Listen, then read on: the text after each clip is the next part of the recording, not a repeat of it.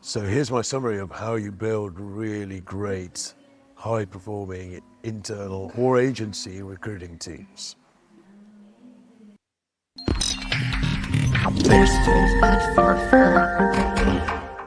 Hello everybody, good morning. It's Taz here from Melius Consulting. I hope you're doing really, really well on this beautiful, as you can see behind, Friday morning.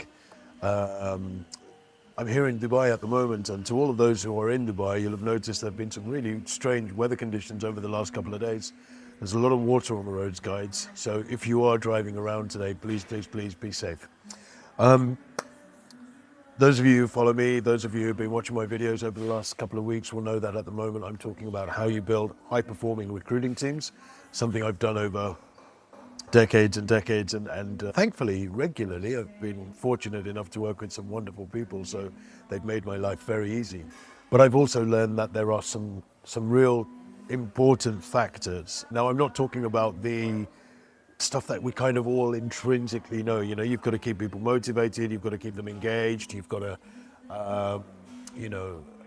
encourage them, not these things. What I'm talking about are what I've learned to be the absolutely critical, the game-changing factors when it comes to building high-performing teams, and they're not always the things which obviously come to mind. So over the last couple of weeks, I've done a series of videos on what I think these X-factor, I guess, components are. But what I thought I'd do today as we end the week, and I want to talk about different things next week, what I thought I would do today is just give you a quick summary of what those top 5 or 6 game-changing components are to building a high-performing recruiting team, whether that's an in-house team or an agency team or whatever structure, an RPO team, whatever structure you use. So here's my rundown. There is more detail in the videos that precede this one. This will be just a summary. So if you do want more detail on any of these areas, just check out those videos. They're all on my profile. Or by all means, drop me a line. You know, I'll be happy to have a chat and talk you through my thinking, or of course, comment in the section below, whatever's your preference. So here we go. Number one for me is purpose. Your team have got to know what they're doing and why they're doing it. The why is so important. Simon Sinek, you all know the video. Start with why. Once you've got the why in place, everything else becomes a lot easier.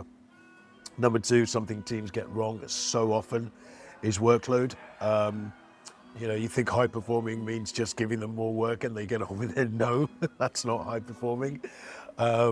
Workload is really, really important. And in my experience, and also with the clients that I consult around the world today, a lot of teams don't get this component right. It's important to have your workload correct. Number three, partnership. Recruiting teams are not the ones responsible for hiring. It is a partnership with the organization, with the hiring managers, the interviewers, HR, the people who are putting the compensation packages together. It is a partnership. By assigning all accountability and responsibilities to the recruitment team, you are setting yourselves up for failure, or at least a bumpy ride in the process, and declined or diminished outcomes. Partnership is the only way to ensure that everybody wins, and everybody wins, including the candidate, of course. KPIs. So many people get this wrong. I was going to say 99%. I don't think it's that high, but I would say north of 85% of teams have the wrong KPIs. If you're still measuring time to hire, that's fine. If you are keeping it as a KPI for your recruiting team, you've not figured this out. If you're thinking about quality of hire, not figure this out. You've got to have the right KPIs. Why? Because KPIs drive behavior. And if you see your recruiting team behaving in a strange way, if your experience or your satisfaction scores from your hiring managers or your candidates are low, have a look at your KPIs. It may be that you are actually driving the wrong behavior just by measuring these teams in the wrong way. Okay? Removal of waste. What do I mean by that? If you're familiar with lean methodologies, then you'll know that waste is non-value work. A lot of recruiting teams spend a lot of their time doing non-value work. Non-value work that does not directly impact positively the outcome. The outcome is finding the right hire, not just filling the role, finding the right hire. And if your work, if your activities are not directly impacting the quality of the hiring that you make, then that is wasteful work. Now, we all understand that about 80% of the work we do should be non-wasteful. 20%, we could call it waste, administrative tasks, maybe not having direct impact on the outcome. But if your ratios are anything other than 80-20, then you need to rethink what your recruiting team is focused on doing. Things like writing job descriptions, not the job of the recruiting team. Okay, so keep your team focused on making sure they're doing the right activities to effect the right outcomes. And finally, tools and technology. This is not a video about AI. I don't think I need to talk to anybody about AI. We all understand how important this is.